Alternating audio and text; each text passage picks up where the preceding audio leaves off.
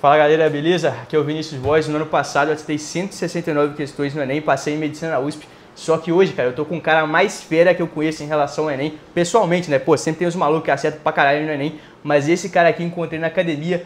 Diegão, fala aí, quanto que você acertou no... Mano, fala direto, quanto você tirou no Enem 2021? No Enem 2021 eu tirei 845,4. Nossa senhora, hein? Ô, que isso? E cara, vamos contar aqui, primeiro de tudo, a sua história, antes da gente partir para as estratégias, que é o que a galera quer saber, de como progredir, como mandar bem no Enem. Vamos partir aqui primeiro da sua história. Eu te conheci na academia, mas eu descobri, cara, que você é da mesma região que eu, lá em Minas, é o quadrilátero ferrífero. Se você está estudando geografia certinho, você sabe que é a região de exploração lá de minério de ferro, bauxita. Conta aí melhor, cara, como que foi a sua história, de onde você veio, como foi seu desenvolvimento com estudos? Então, eu sou de Ipatinga, uma cidade no interior de Minas. Sempre estudei a minha vida toda na escola Educação Criativa, lá na minha cidade mesmo. E, pô, eu acho que minha história nos estudos começa desde cedo. Meus pais sempre me incentivaram bastante a estudar, que a gente sabe que é o principal, né? O principal pra gente conseguir subir na vida são os estudos. Tem uma frase militar que o pessoal fala que eu gosto muito, que é: ao sem talento para ser jogador de futebol, obsessão com os estudos. Não é isso? Com certeza, com certeza. O trabalho duro com certeza supera o talento natural, né? E cara, quando você percebeu que você estava começando a se tornar um aluno de alto desempenho ali nos estudos?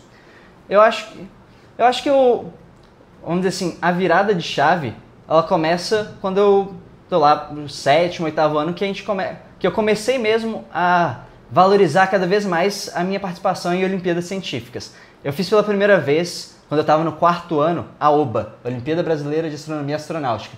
E foi algo que eu achei muito, muito interessante. Eu sempre fui uma pessoa muito competitiva e, pô, sempre aquele sentimento, a vontade de ganhar, sabe? Uhum. Então, eu ganhei uma medalha de prata na OBA, quando eu estava no meu 4º ano, e ainda não existiam Olimpíadas de Matemática, por exemplo, para aquela idade. Então, nesses primeiros anos aí do Fundamental, eu fiz a OBA e depois, a partir do 6º ano, eu tive a oportunidade de começar a fazer Olimpíadas de Matemática. Uhum. Então, principalmente... A OBMAP ainda na época não, porque como é uma escola particular ainda não tinha como, mas eu comecei com a Olimpíada Mineira de Matemática. E isso daí eu fui criando gosto por isso. Era uma maneira que eu sentia de me desafiar e poder sempre melhorar, aprofundar nos estudos, e algo que me mantinha ativo, sabe? Perfeito. Era algo interessante nesse sentido. Pô, e é importante o que ele falou, cara, porque assim, eu sou um cara competitivo pra caramba também. Ele é, e cara, todas as pessoas que eu vejo que estudaram em alto nível, que passaram em faculdades muito concorridas, a galera tem uma fome imparável. Então isso é um principal pilar que você tem que ter na sua preparação. Eu inclusive percebo, cara, que muita gente às vezes fica desmotivada com o estudo porque não tem a primeira vitória. O cara sempre encarou o estudo com a derrota. Ele vai lá e toma uma porrada, aí sempre tem que estudar, toma uma porrada. Ele não teve essa primeira vitória que você teve aí na primeira Olimpíada que você fez, de tirar uma prata e falar, pô, aqui tem jogo pra continuar, sacou? Você já percebeu isso? Ah, com certeza. Eu acho muito importante a questão de você conseguir visualizar o seu sucesso quando você faz alguma coisa. No sentido de você poder, por exemplo, você sentir uma recompensa quando você faz alguma coisa que dá certo. Porque se você começa a fazer as coisas e dá tudo errado desde o início, você já vai começar a pensar assim, pô, talvez isso daqui não é pra mim. Ou você não vai sentir confiança naquilo que você está fazendo.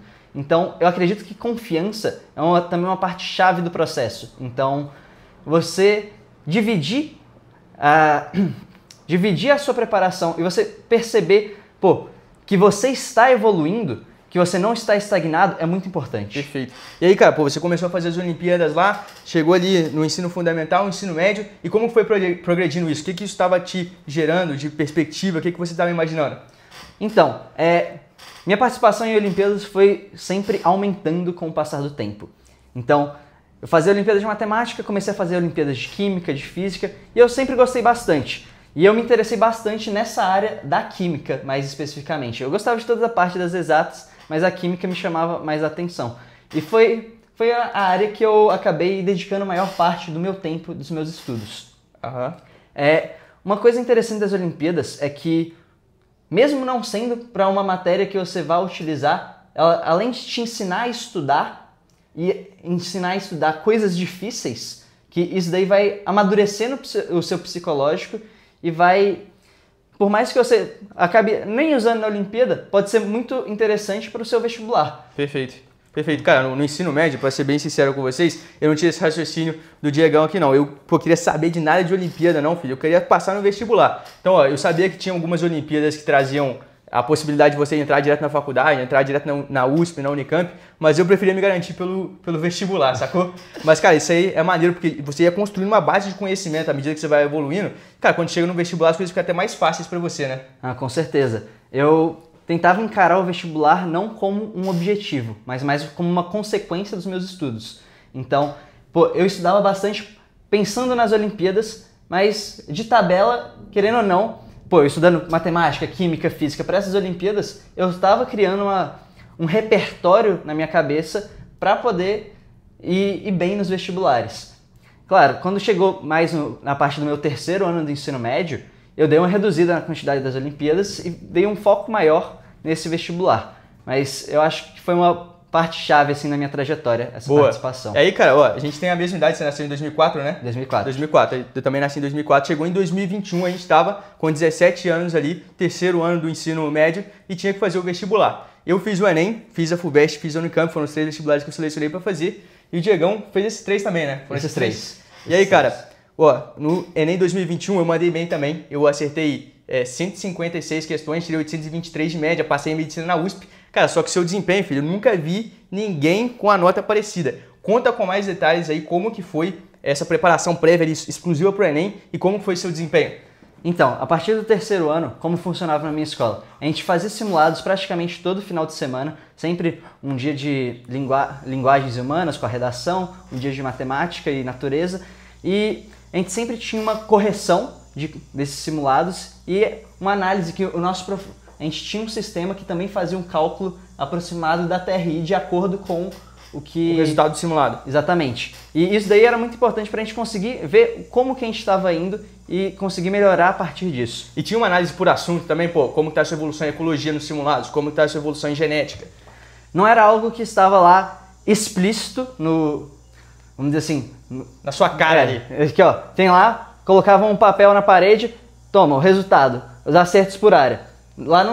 Lá tinha, por exemplo, você tinha acerto tantos talvez às vezes em química, em física, mas separadinho por assunto, só quando os professores iam depois fazer a correção e falavam, gente, isso daqui é uma questão de ecologia, uma questão de cinemática. E cara, eu não sei pra você, mas na época eu tava me preparando tanto pra 2021 quanto 2024 que eu fiz o Enem também, essa análise de dados ali do simulado foi fundamental pra mim, para que eu pudesse entender quais são os assuntos que tinham mais potencial pra eu conseguir ganhar mais acertos. Você percebia essa diferença de organização sendo importante pra você naquela época? Ah, com certeza. Se você vai lá, você tem que ver, principalmente, você tem que estudar mais a parte que você tá ruim, não a parte que você gosta. Então, se você vai olhar lá, putz, eu tô errando muitas questões de um certo assunto, é aquele assunto que você tem que estudar, não é o assunto que você é bom e que você gosta. E apesar de ser importante você também manter esses estudos, você não pode deixar eles de lado, o principal, o foco, deve ser onde você está tendo mais erros para que você possa melhorar isso daí. E é uma tendência até que um pouco contraditória, porque quando você gosta de uma matéria, por exemplo, você que gosta de química, eu que gosto de física, de matemática, você tem a tendência de continuar estudando aquele assunto que daí te dá mais gosto, você vê que, pô, você progride melhor. Só que justamente o potencial maior que você tem é onde você está errando mais, onde você não consegue alavancar os seus estudos, né? É, exatamente. E eu tenho uma coisa que eu penso bastante, é que a gente tende a gostar mais daquilo que a gente é bom. Então, uma coisa que a gente tem que pensar muito é, pô, se o nosso objetivo é aumentar a nossa nota do Enem, a gente precisa aumentar a nossa quantidade de acertos e se você já é bom em um assunto, você tem poucas questões para acertar mais naquele assunto. E muitas vezes o esforço necessário que você vai precisar para acertar aquelas questões é muito maior do que se você usasse aquele esforço numa área que você é pior. Perfeito. Por exemplo, em matemática. Eu fiz o Enem de 2019 e 2020 como treineiro e depois em 2021 para valer. Em 2019 eu acertei 41 questões em matemática. No Enem de 2021 eu acertei 44. Você vê que mesmo eu estudando mais matemática, mesmo pegando todas essas questões a mais, todos esses assuntos a mais que são ensinado só no ensino médio, só aumentou 3 questões. Agora, quando a gente pensa em linguagens, que no meu primeiro ano eu devo ter errado por volta de 13 questões, se você olha agora em 2021, eu errei 5. Já foram 8 questões a mais que aumentou. Então, pô, perfeito, cara. É excelente, é exatamente isso que você precisa fazer. É sair dessa tendência natural de ficar interagindo com o conteúdo que você já sabe, que você é bom, que vai validar, querendo ou não, o seu ego, para dar porrada forte naqueles assuntos mais difíceis, cair para dentro, porque é isso que está centrado a sua evolução. Agora me conta em relação ao Enem. Vamos lá, Enem 2021, que foi o oficial que você fez. Como que foi sua estratégia de prova no dia 1, no dia 2, por alto assim, para que a galera entenda como que você fez para mandar muito bem na prova? Então, no primeiro dia, eu geralmente começava com a redação. Eu começava fazendo um rascunho da minha redação, vendo lá qual que era o tema, os argumentos que eu iria utilizar, e escrevia um rascunho. E eu não escrevia um rascunho da conclusão. Eu fazia um rascunho do primeiro da introdução e dos 2 parágrafos de desenvolvimento que eu utilizava. Aí a conclusão você fazia no pelo. Isso. Principalmente por causa da minha gestão de tempo. Porque eu demorava muito para escrever a parte do rascunho e depois eu ainda tinha que passar limpo. Sabe uma estratégia que eu fiz, cara? Nas 2 vezes que eu prestei o Enem, eu fiz direto a redação no pelo. Nossa, pra mim isso é loucura. Eu erro muito quando eu vou escrevendo, então eu precisava bastante dessa parte do rascunho, de poder escrever, para poder rabiscar e ver como é que ia ficar aquilo. Então, eu sempre fazia o meu rascunho e depois passava limpo. E, tentando fazer aquela letra miudinha. Pra caber? Pra caber. Porque eu era de escrever bastante, só que eu não era muito rápido escrevendo. Então, eu tinha que tentar compensar isso de alguma outra forma. Nunca chegou a faltar tempo para mim fazendo as provas, mas eu sempre tive que dar uma acelerada nas minhas questões por esse motivo. Beleza, aí você fez a redação e aí você foi primeiro para linguagens humanas. Calma aí, a redação eu fazia o rascunho e ia para as questões. Ah, você não terminava ela. Porque eu achava algo muito maçante de você fazer tudo de uma vez. Então eu fazia o rascunho da redação, aí eu começava a fazer geralmente um pouco intercalado, geralmente em blocos de 15 questões de cada área. Então geralmente fazia umas 15 questões de linguagens, 15 questões de humanas, 15 questões de linguagens, e aí voltava lá, terminava de passar limpo a minha redação e depois continuava, geralmente de 15 em 15 para não, vamos dizer assim, sobrecarregar o cérebro sempre do mesmo assunto. Ainda mais pensando, por exemplo, nas questões de linguagem, que tem muito texto, e as questões de humanas, por exemplo, se a gente pensa em geografia ou filosofia, muitas vezes o texto é menor, então é algo que você pode ir descansando, entre aspas. Perfeito. E aí você adotou essa estratégia aí lá em 2021, e quanto você acertou em humanas, quanto você acertou em linguagens? Em linguagens eu acertei 40 de 45, e em humanas eu acertei 43 de 45. Boa, perfeito, mano. Boa, nessa época aí, mandei mal nesse primeiro dia, filho. Eu tirei 35 em linguagens e eu acho que eu tirei 42 em humanas, mano. Não tô lembrado. Eu sinto uma tendência da prova de humanas do Enem ser relativamente mais tranquila do que em relação a outras áreas. Eu também senti. Assim, você precisa ter um conteúdo, mas em grande parte, se você usar um pouco do seu bom senso, você consegue resolver várias questões e ir bem nessa área. Você pega, por exemplo, os vestibulares paulistas, eu acho a área de humanas deles muito mais difíceis do que a do Enem. Certo, perfeito. E aí, agora vamos partir para o segundo dia, vai. Segundo dia, matemática, natureza, área que, você já era forte por causa das Olimpíadas, eu também tinha um conhecimento maneiro. Como que foi a sua gestão do tempo? Segundo dia, é mais pressão, você não pode demorar muito tempo nas questões. Conta aí como que foi. Particularmente, eu sentia mais pressão no primeiro dia. É mesmo? Principalmente por causa da redação, de demorar escrevendo, eu sentia mais dificuldade no primeiro dia do que no segundo.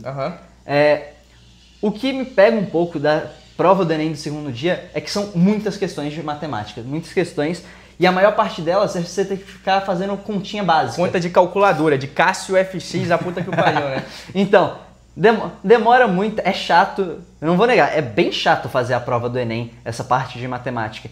Então, eu tentava fazer também a separação em blocos de 15 em cada, porque eu encarava mais a matemática, entre aspas, como uma obrigação a ser feita. Eu achava as questões de natureza, mesmo quando tinha, por exemplo, a biologia, que eu não era tão bom, mais interessante de serem feitas, porque você poderia descansar do que fazer aquele raciocínio mecânico que você tem que ficar mantendo durante toda a prova.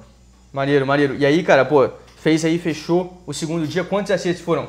No segundo dia, foram 43 acertos em natureza e 44 acertos em matemática. Porra, brutal. E aí, pô, somando tudo, foram o quê? 165, 170 acertos Foram total? 170 acertos. 170. Total. E qual que foi a nota final? Nota final, 845,4. Pô, ele sabe até o decimal aqui desse negócio, pô. E aí você me falou, cara, essa nota aí foi o quê? Foi uma das maiores, pô, lá de Minas, lá do Brasil, né? Você tem noção disso? Um professor meu de química, ele trabalha lá na educação criativa, inclusive um salve aí pra você, Lucas. Ele faz muitas vezes a análise dos microdados do Enem e ele tinha me dito, depois que saíram todos esses dados, que a minha nota tinha sido a 6ª maior do Brasil naquela época. Que isso, cara. Pô, aqui a gente tá com um fenômeno aqui. E, cara, ó, a minha nota foi 823 de média, a sua foi 800 e cacetada. Deu pra gente passar em todos os cursos. Inclusive foi uma questão que a gente errou no Enem, pô. Lá em 2021 tinha uma questão lá, não sei se você vai lembrar disso, a questão de análise combinatória. É uma questão que falava assim, pô, Joãozinho passou em todos os vestibulares possíveis, tirou 800 e cacetada de média no Enem e tinha a opção de escolher qualquer curso. Essa questão é até fácil do Enem, pô, todo mundo acertou. Tava lá, opção A, medicina, era a opção correta. Eu e você escolhemos engenharia, mano. Que é isso aí? Que história foi essa? Eu sempre fui um cara mais das exatas, sempre gostei bastante dessa área. Meu pai é engenheiro, ele também sempre me incentivou a seguir por esse caminho e sempre gostei bastante de saber como as coisas funcionavam, sabe? E, olha, te falar a verdade, eu acho que o gabarito do Enem estava errado. Tava errado? Boa. Ó, eu, naquela época, eu tava convicto que eu não queria medicina, eu entrei pra computação, mas, cara, eu me dei uma arrependida depois, porque, pô, eu não me identifiquei bastante com o curso. Até voltei agora pra tentar medicina em 2024, passei, acabei não indo pra dedicar aqui a mentoria. Mas, cara, pô, é uma questão que a galera gosta ali de, pô, só medicina, e dá pra você ver, cara, que tem galera de alto desempenho também que escolhe outros cursos, né? Com certeza. Essa questão da escolha do curso é muito pessoal. Eu sempre fui dessa área de exatas e apesar de ter passado em medicina também, ter a nota para passar, eu não quis ir. Eu faço atualmente engenharia química na Unicamp e não me arrependo nem um pouco da minha decisão. É um curso que eu gosto bastante e é algo que eu me vejo seguindo para a carreira aí para os próximos anos. E me conta uma coisa, cara, por que você não continua fazendo os Enem aí de sacanagem, pô? Já tem um conhecimento, só fazer... Pelo amor de Deus. Não quer mexer com esse negócio mais não? Não, é muito trabalho, né? Foi um ano de muito estudo, porque a questão, para você conseguir ir bem nesse tipo de prova, é treino, cara, é treino, você tem que fazer muita questão, estudar bastante. Tem que estar com conteúdo, com grau de consciência lá em cima também, não pode certeza. chegar dando se eu for chegar agora a fazer a prova, tem muita coisa que eu não vou lembrar, né? E principalmente aí depois da faculdade, tanta coisa nova que entra na nossa cabeça, a gente não vai lembrar, por exemplo, dos conteúdos que a gente pensa de história, de linguagens que a gente acaba não utilizando tanto depois. Então eu acredito que não é pra mim mais continuar nessa vida. Perfeito, cara. E ó, o que você dá de dica final aqui para aquele estudante que tá querendo passar em medicina, curso concorrido, tirar uns 815, 820 de média e tá um pouco perdido com um cursinho online dele, não sabe como é que ele tem que se organizar para estudar em alto desempenho? Dá uma dica rápida para esse pessoal. A principal dica que existe é bunda na cadeira, cara. Tem que fazer muito exercício, muito simulado e uma coisa que a gente até comenta de vez em quando é, você não precisa de vários materiais para conseguir chegar bem para fazer a sua prova. Se tiver um cursinho online bom, tá de bom tamanho, cara. E a galera aí hoje em dia tá acumulando o cursinho. Vai rolar uma Black Friday agora, todo mundo fazendo promoção. Você vai ver, a galera aí, vai comprar, vai acumular cursinho. E isso é péssimo em termos de preparação, porque o cara vai ficar cada vez mais perdido. Vai ter mais material e mais coisa para ele centralizar a energia dele, né? Não, com certeza. O pessoal vai olhar, explicou uma coisa aqui, explicou outra coisa ali. Às vezes nem é igual o que está sendo explicado de cada lado. A pessoa fica perdida mesmo. Eu acredito que não seja o ideal. Na minha preparação, eu tinha bastante coisa vindo da minha escola. Tinha um cursinho da própria escola, um super intensivo para o Enem. E a única coisa que eu peguei de fora foi o material do Estratégia. Estratégia vestibulares. Exatamente. Eu usei também.